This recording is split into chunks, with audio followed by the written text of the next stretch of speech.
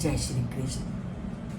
अभी हमने ब्रह्मा के दिन और रात के बारे में जाना कि जब ब्रह्मा का दिन होता है तो सृष्टि होती है और जब ब्रह्मा की रात होती है तो सृष्टि का नाश होता है। अब जब सृष्टि के प्रलय और नाश के बारे में जाना तब भी मन में इस प्रश्न का आना स्वाभाविक है कि जो व्यक्ति संसारिकता में लगे हुए हैं वो जब प्रलय होती है तो वो किस धाम को प्राप्त करते हैं। उसी का उत्तर आज के श्लोक में श्री कृष्ण देते हैं। भूत ग्रामा सा एव अयम भूत्वा भूत्वा प्रलीयते रात्रे आगमे अवशः पार्थ प्रभवती अहर आगमे।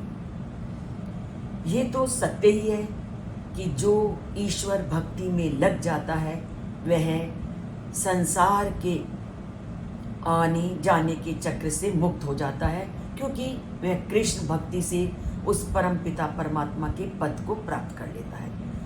परंतु जिन्होंने पूरा जीवन सांसारिक विषय वासनाओं में लगे हुए बिताया तो उनका क्या होता है?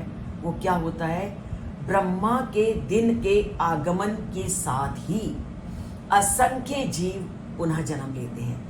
अर्थात जिन्होंने पूरा जीवन संसारिकता में लगे रहकर बिताया है वो जब ब्रह्मा का दिन होता है तो पुनः धरती पर आते हैं और बार बार आते हैं और बार बार जाते हैं। और ब्रह्मांडीय रात्रि जब होती है तो ब्रह्मांडीय दिवस के आगमन तक उनका यही चक्र चलता रहता है।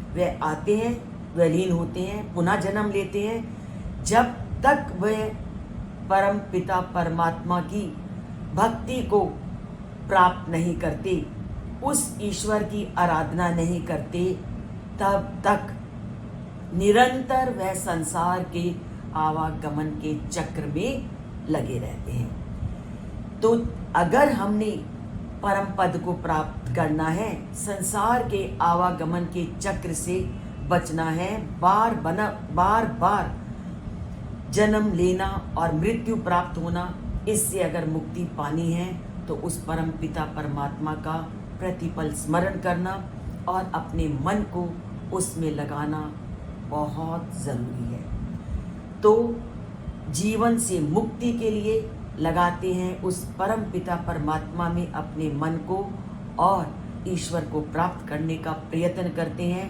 प्रतिपल उसका स्मरण करते हुए। जय श्री कृष्ण।